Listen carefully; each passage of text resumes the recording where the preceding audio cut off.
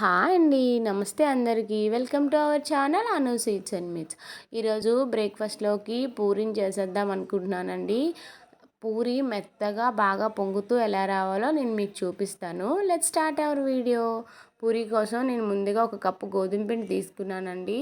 మీరు కొంచెం మైదా కొంచెం గోధుమ కూడా మిక్స్ చేసుకోవచ్చు. మైదా నేను అంత ప్రిఫర్ చేయను, అందుకనే మొత్తం గోధుమ పిండి తీసుకున్నానండి. దాంట్లో టేస్ట్కి సరిపడా సాల్ట్ వేసుకోవాలన్నమాట. అలానే షుగర్ అండి. షుగర్ అనేది కంప్లీట్గా ఆప్షనల్ అండి, నచ్చితే వేసుకోవచ్చు లేదంటే లేదు. కొంచెం షుగరు టేస్ట్ కోసమే అండి. లేదు నచ్చదు అనుకుంటే స్కిప్ చేసేయచ్చు, ప్రాబ్లం ఏమి ఉండదు.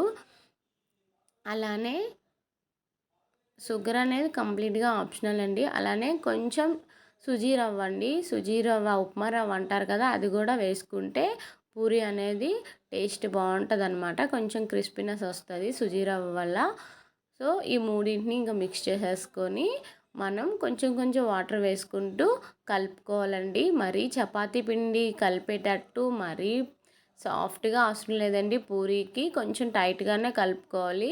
అందుకని కొంచెం కొంచెం ఒకేసారి వాటర్ వేయకుండా కొంచెం కొంచెం వాటర్ వేసుకుంటూ నెమ్మదిగా కలుపుకోవాలి. ఇదిగోండి ఈ విధంగా కలుపుకుంటే పూరీకి సరిపోద్ది అనమాట. ఇప్పుడు మనం దీన్ని ఒక 15 మినిట్స్ రెస్ట్ ఇచ్చేద్దామండి. 15 మినిట్స్ రెస్ట్ ఇస్తే బాగుంటుంది అనమాట.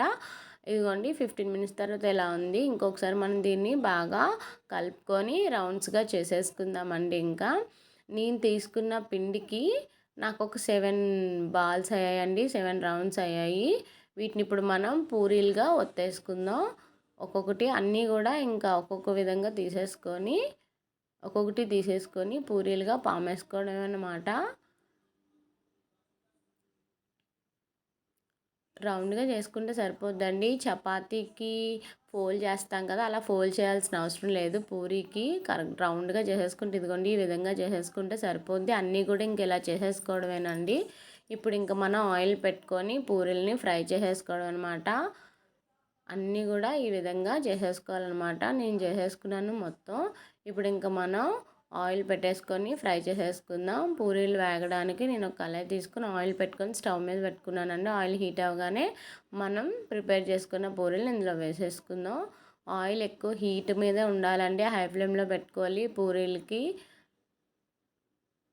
పూరి ఎప్పుడు కూడా పామేటప్పుడు హోల్ అనేది పడకూడదండి. యాక్చువల్ ఇంకా బాగా పొంగుతాయి అనమాట. నాకు ఇది హోల్ పడినట్టుంది, అందుకే లైట్గా పొంగింది. కానీ ప్రాబ్లం ఉండదండి, చాలా సాఫ్ట్గా ఉంటుంది అనమాట. పూరి రెస్టారెంట్లో ఎలా ఉంటుంది అలానే ఉంటుంది. మీరు ట్రై చేయండి.